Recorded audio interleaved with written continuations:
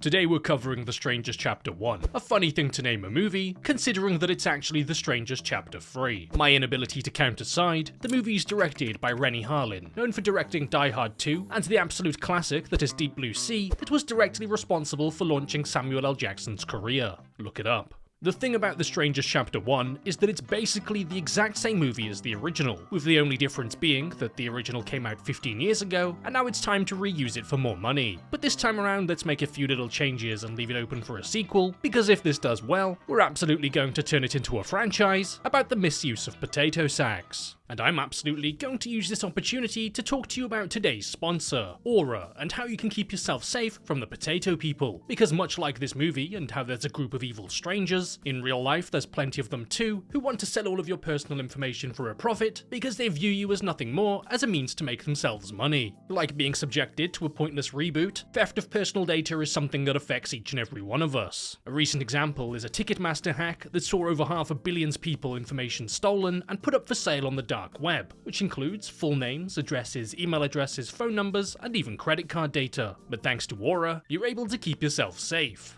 Whether it's an email address being sold to a spammer, or incredibly personal information being sold to people to abuse, we're all at risk because it's a rampant practice. Aura conveniently allows you to see which data brokers are selling your information and automatically submits an opt-out request for you to make sure that no one ever knows about those weird private things you buy. Not only does it reduce the amount of spam you get, but limiting the amount of your personal information that's out there can help stop hackers from accessing your bank accounts, social media accounts, and questionable anime streaming services. Aura also comes with a VPN, password management, parental controls, identity theft insurance, and even more, all under the control of one app. Having just one of these tools separately isn't always the greatest form of protection, but at one affordable price, Aura is constantly on, working in the background to help keep you as safe as you possibly can be. So head over to aura.com/bigwill to keep those pesky potato people away. The movie begins with the unfortunate sight of someone exercising as they're taking a peaceful jog through the woods, before learning that exercise is actually bad for you as he falls down and injures his leg. A group of very confused people with questionable taste in fashion arrive before one of them, using their axe, mistakes him for some really good firewood. And after the woodcutters are done doing their job, but wrong, we see the main victims of the movie.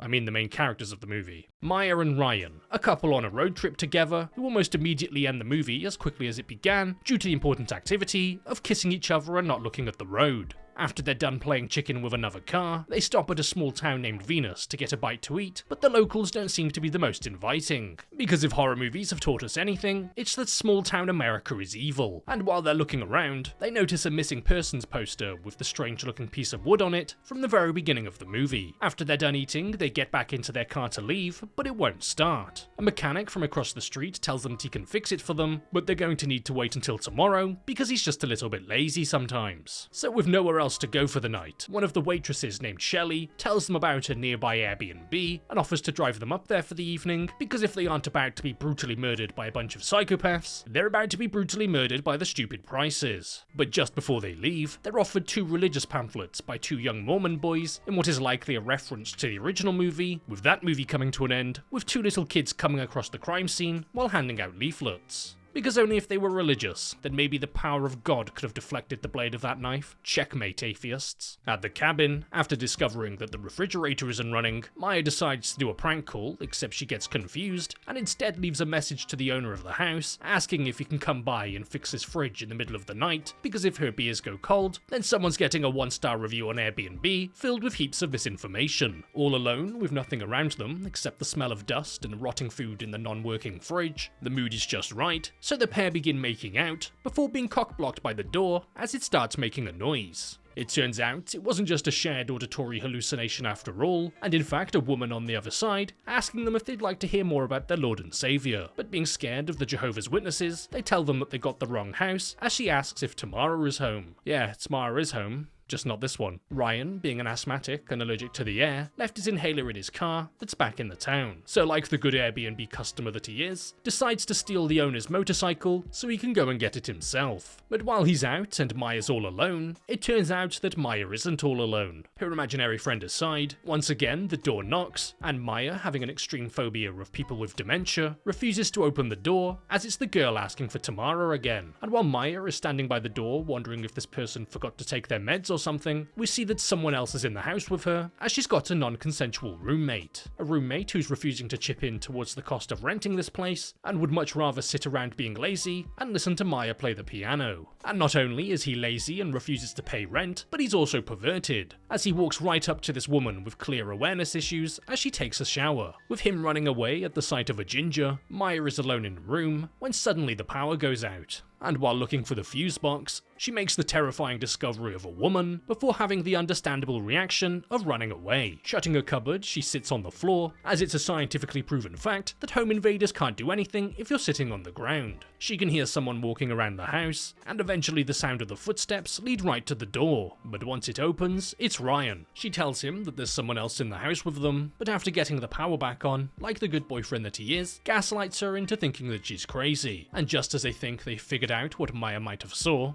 a painting with a mask on it, the door loudly knocks again. It's the same girl from earlier, who's been channeling her inner Sonic the Hedgehog to quickly knock on the door and sprint to the other end of the driveway before anyone comes out. Ryan, using his superpower of repelling women, opens the door and walks towards her, causing her to take off in the opposite direction. Thinking that everything is all fine as this girl plays the world's worst game of Ding Dong Ditch, they both sit down to eat the food that Ryan brought back. But while they're at the table, they get some extra dipping sauce that they didn't pay for, as blood begins dripping from above, landing right in front of them. Looking up, they see a dead bird that seems to have been mistaken for a light bulb by someone, when suddenly someone swings an axe through the front door. After the potato-masked man breaks his way into the house, the pair hide out in one of the back bedrooms, once again employing the method of just simply sitting on the floor. A method that rather surprisingly actually seems to work, as once the man is done breaking down that door, he just sorta looks at them a little bit before walking away and leaving the house, because it smells like a dead bird in here. Once the coast is clear, they discover that the coast is very much not clear, as the motorcycle suddenly bursts into flames, causing Maya and Ryan to run back into the house and start scrambling for weapons, as the attackers are just calmly and nonchalantly hanging about, with one of them resting their head on the chest of another, as if this is a completely normal evening for them. Disgusted by the sight of intimacy, Ryan and Maya climb into the crawl space beneath the house, where Maya accidentally puts her hand right through an exposed nail, getting not only a cool new piercing in the process, but also tetanus. And after making it out of the side of the house, they hope that real life is just like Evil Dead and run to a nearby shed in hopes of finding a chainsaw. But instead of a chainsaw, what they find instead is complete darkness. Darkness that one of the attackers can apparently see perfectly fine in without light because she eats all of her carrots. Ryan heads upstairs to look for a weapon, leaving Maya alone downstairs to be attacked, with Ryan returning just in time to scare them off by using his boomstick. Now having a way to fight back, they exit the shed and head back to the house for some reason, instead of not doing that, and hear movement coming from the front porch. So making like the average American police officer, Ryan turns the corner and fires first and asks questions later. Questions like, are you the bad guy? Because the answer is no. They killed the fridge guy. After having a little cry about this guy gaining an extra cavity in his face, they realize that he's got a car, and cars are generally good at driving away. But as soon as they get in it and start to leave, they're rammed in the side by an old Ford, pinning them against the tree. They just don't make them like they used to. After being repeatedly hit into a tree, Ryan's leg is trapped while he tells Maya to make a run for it, which she eventually does, on account of not liking boys very much. After a while, Ryan manages to get himself free, and Maya decides to cover herself with leaves in the forest to be closer to nature, while rolling around in all of the wild animal droppings. Using the phone taken from the guy who's just had his mind expanded, Maya's able to call the police while discovering the decaying remains of a previous victim, but suddenly the call drops, with Maya not sure if the police operator got the address. And not being able to count on help coming, she takes off running into the woods, but is knocked out by one of the women. Ryan, wheezing without his inhaler, an incredibly important plot point that definitely adds a bunch to the story, finds a magical plastic water bottle containing precisely 0 medication and uses it to make himself feel better. You hear that, asthma sufferers? Just breathe. With his newfound plastic bottled oxygen, he's able to sneak up behind one of the attackers in the woods, who responds by being a little bit of a weirdo. Something which apparently distracts Ryan enough to the point where he doesn't notice this large man sprinting towards him to knock him out. That's what you get for not having peripheral vision. or ears. Ryan and Maya both wake up back in the house and restrained to chairs. And because the mood is clearly just right, Ryan decides to propose to Maya after being together for 5 years, resulting in one of the attackers getting a little bit jealous, puncturing his lung, and kicking him over to choke. Newly single Maya asks them why they're doing this, with the woman simply responding with, "Because you were here." There's no rhyme or reason for it. They just enjoy what they do, and the opportunity presented itself. When in Rome, the man then does the exact same thing to Maya before kicking her to the ground, as the 3 attackers stand there and savor what they've just done. But suddenly, the sound of police sirens can be heard wailing out in the distance, and as they're getting ever closer, the group just calmly walk back to their car without a single care in the world, and drive away before the police arrive. Where it takes a departure from the original movie, The Strangers Chapter 1 then comes to an end, with Maya still alive in the hospital, with what looks to be a really itchy back or something. So before this video comes to an end, I'd like to just give a big shout out and a massive thank you to all of the YouTube members and patrons, the people who every month continue to go out of their way to help support the channel, something which I greatly appreciate. If you're interested in becoming a YouTube member or a patron yourself, not only are you just being a great support, but you also get access to a few little cool perks, like being able to join the private Discord server, where you can then get links to all uncensored versions of videos going forward. So with that being said, a big thank you to this week's new YouTube members: Sebastian Muller, Christopher, Buffalo Bill, Jet Curley, Ben Copefield, Never Gonna Give You Up, Snorlax42, Di Shipton, Big Black Man, Mohammed Amin, Mike Crane, Nick K, Mr. FPS, Andre Triches, Stuart573, Selak San, Kristen Eriks.here, Jonas Emre Uvas, The Soldier 420, Christian Siafried, Mark Grove Carter, FR1 Solemn 7, Thiago Uart, Matthew Sabo, Izu Divin, Pyro Spent, Zaza Lord, Jared, LaFay,